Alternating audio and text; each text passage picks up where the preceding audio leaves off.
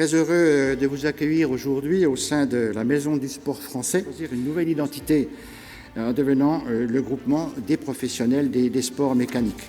Le groupement, au-delà de son rôle informatif et de soutien à ses membres actuels, coordonne les actions collectives de la filière des sports mécaniques en France et intervient auprès des pouvoirs publics pour défendre ses intérêts, en particulier pour les problématiques économiques et environnementales.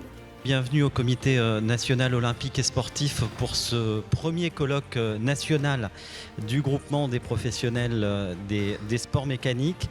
Organiser les 24 heures à huis clos, c'est un crève-cœur, mais je pense que si on ne l'avait pas fait, je pense qu'on aurait perdu la moitié de nos équipes. Tout le monde part du jour d'après, l'électricité, le ceci, un mélange de tout, et pense que tac, du jour au lendemain, on bascule en mode silencieux.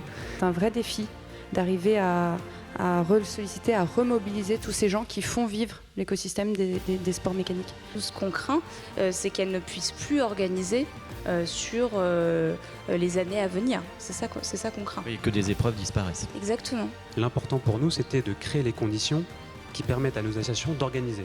L'État cautionne qu'a priori, il n'y aura pas de problème de bruit, puisqu'en gros, on vous a accordé le permis de construire et vous n'êtes pas dans un environnement sensible au bruit. Mettre l'écologie comme valeur fondamentale dans les sports mécaniques, ça pouvait sembler ubuesque et aujourd'hui c'est une réalité. La Formule E dans laquelle nous sommes engagés est le seul sport, pas le seul sport automobile, est le seul sport à être carbone neutral. Aujourd'hui, on assiste quand même beaucoup, j'ai envie de dire, à de l'automobile bashing, malgré tout. Voilà, on n'en veut plus dans Paris. Enfin, on sent que ça devient de plus en plus compliqué aujourd'hui, quand on aime l'automobile, de venir et de dire j'aime l'automobile. C'est pas la filière des sports thermiques. Donc c'est vraiment du sport méca, c'est-à-dire qu'on vient animer une masse mécanique pour pouvoir prendre du plaisir.